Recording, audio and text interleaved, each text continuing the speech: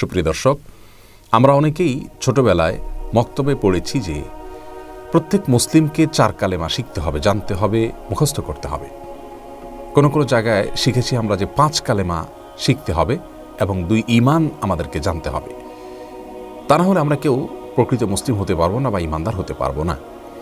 বাগদাদি কায়দা এবং বিভিন্ন রকমের দোয়ার বই, দোয়ার ভান্ডার, এরকম বিভিন্ন বই পুস্তকে এ ধরনের 4 কালেমা 5 কালেমার বিবরণ পাওয়া যায়, 2 ঈমানের বিবরণ পাওয়া যায়। কোরআন হাদিসে আসলেই কি একজন মুসলিমকে এই 4 বা 5 কালেমা পাঠ করা, এই বাক্যগুলো উচ্চারণ করাকে আবশ্যক করা হয়েছে কিনা, এরকম বিষয় কিনা যে কোনো মুসলিম এই 5 কালেমা মুখে উচ্চারণ না করলে তিনি আর মুসলিম হতেই পারবেন না। আজ আমরা সে বিষয়ে জানার চেষ্টা করব ইনশাআল্লাহ তাআলা। তবে শুরুতে জেনে নেই যে সেই 4 অথবা 5 কালেমা বলতে কোন দোয়াগুলোকে বোঝানো হয়ে থাকে বা কোন বাক্যগুলোকে বোঝানো হয়ে থাকে এবং 2 ঈমান বলতে কাকে বোঝানো হয়ে থাকে। কালিমা বলতে বোঝানো হয়, প্রথম কালিমা বলতে কালিমা তয়্যিবাকে বোঝানো হয়, লা ইলাহা ইল্লাল্লাহ মুহাম্মাদুর রাসূলুল্লাহ, এটি। আর কালিমা শাহাদা বলতে বোঝানো হয় আশহাদু আল্লা ইলাহা ইল্লাল্লাহ ওয়া আশহাদু আন্না মুহাম্মাদান আবদুহু ওয়া রাসূলুহু, এটি কি। এরপরে কালিমায়ে তাওহীদ বলতে আরেকটি কালিমাকে বোঝানো হয়ে থাকে, যেটির ভাষ্য হলো এরকম, লা ইলাহা ইল্লা আনত ওয়াহদাকা লা সানিয়া লাক মুহাম্মাদুর রাসূলুল্লাহ ইমামুল মুত্তাকিন রাসূলু রাব্বিল আলামিন।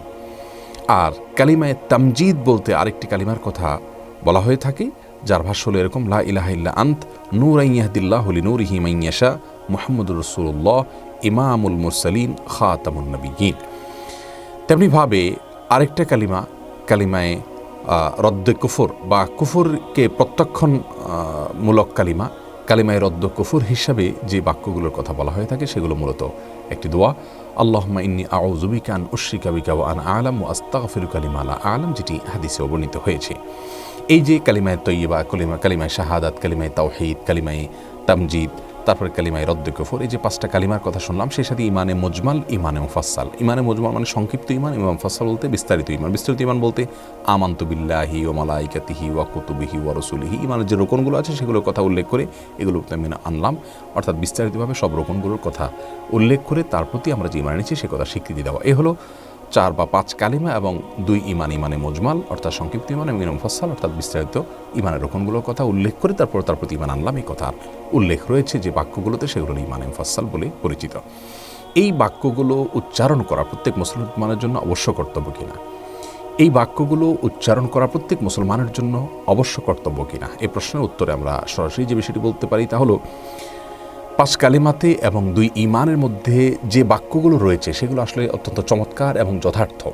এই বাক্যগুলো প্রতি বিশ্বাস, এগুলোর প্রতি আমাদের ধারণা থাকতে হবে, তা নাহলে আমরা ঈমানদার হতে পারবো না। কিন্তু এই বাক্যগুলো মুখে আমাদেরকে এইভাবে, এই সিস্টেমে কালিমায়ে তয়্যিবা হিসাবে, কালিমায়ে শাহাদা হিসাবে, তামজিদ, তাওহীদ, রদ্দে কুফর এবং ইমানে মুজমাল মুফাসসাল এরকম ভাগ করে আলাদা আলাদা করে এগুলোকে পাঠ করতে হবে, এমনটি অবশ্য কর্তব্য নয়। কোরআন হাদিসে কোথাও এরকম কোনো নাম এবং এভাবে ভাগ করে দেয়া হয়নি। 5 কালেমা 4 কালেমাকে আলাদা ভাগ করে দেওয়া হয়নি, যার কারণে এটিকে আমরা অবশ্য কর্তব্য মনে করব না। তবে হ্যাঁ, একজন ঈমানদার ব্যক্তি যিনি আল্লাহর প্রতি বিশ্বাস স্থাপন করেছেন, ঈমান এর পরিচয়, ঈমানের সংজ্ঞা, ঈমানের ব্যাখ্যা বিশ্লেষণ যেটি জানা তার জন্য অবশ্য কর্তব্য, সেটি জানলে এই 5 কালিমা এবং 2 ঈমানের সবগুলোই কিন্তু তার মধ্যে চলে আসবে, আলাদা করে এরকম ক্যাটাগরি ভাগ করতে হবে না।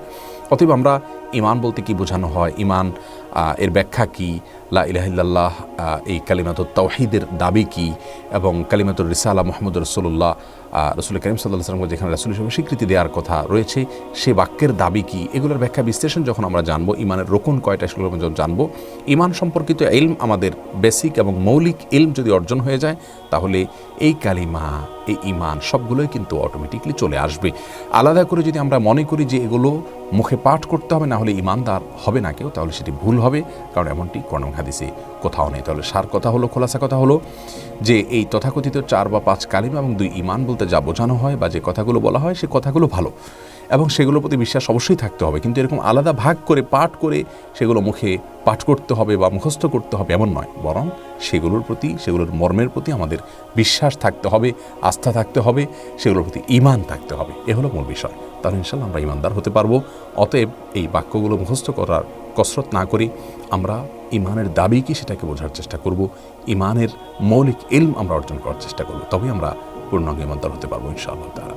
আল্লাহ তাআলা আমাদের সকলকে সে তৌফিক দান করুন। আসসালামু আলাইকুম ওয়া রাহমাতুল্লাহি ওয়া বারাকাতুহু।